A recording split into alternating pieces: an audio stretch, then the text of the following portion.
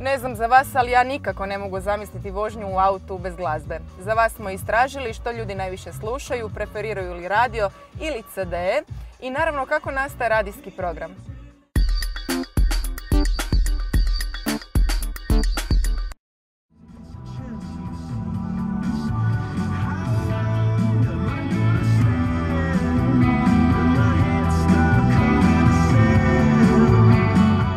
Glasno slušanje glazbe i velike brzine nisu idealna kombinacija u vožnji, što zbog sigurnosti, to zbog kažnjivosti. No, kako nam tvrde u zagrebačkoj policiji, slučaj da se vozač kazni zbog preglasne muzike skoro pa i nije zabilježen.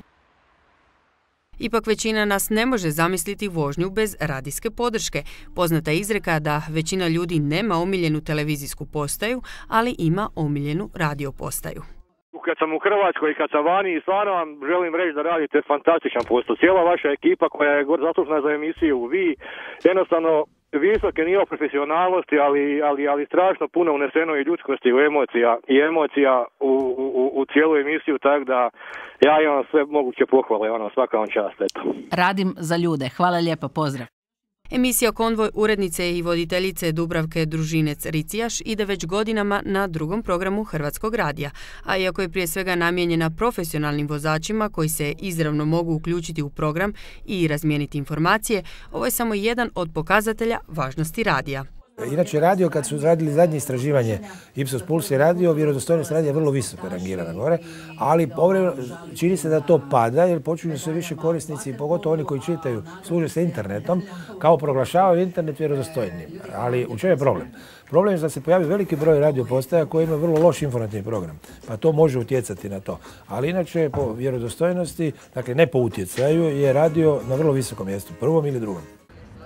Informacije, glazba ili tišina. Ovo zadnje najmanja je vjerojatnost kada se radi o slušateljima. Uživam u glazbe, a informacije jer me zanima šta se događa u svijetu i u Hrvatskoj. Ima više prednosti. Uvijek ste informirani, znate di se nešto dogodi ili tako. I vijesti se čuju i sve. Pa ne znam, može zbog nekakve obavijesti na cesti ili tako nešto važno. Obavezno. Mora bi radio upaljen. Zašto? Zato što to me zabavlja kad slušam radio. Od prvih početaka daleko se odmaklo. Brojka radijskih postaja odavno je prošla brojku od 100, a sve one trude se biti što ažurnije po principu red glazbe te red kratkih informacija, a i tehnologija je daleko odmakla.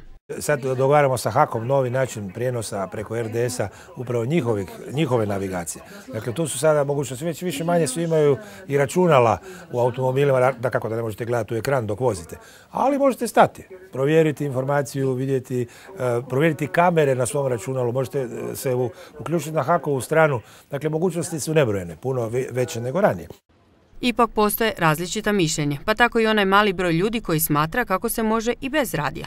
A jedan od njih nam je i objasnio i razlog zbog čega ne preferira ovaj medij. Pa mogu bez radija, više sam bez radija. Sigurniji za vožnju, a i manje po stresu. Tako da radio rijetko kad koristim. No, ako ne dijelite njegovo mišljenje, možemo vam potvrditi da prema nekim istraživanjima čak 38% populacije sluša radio upravo u automobilu.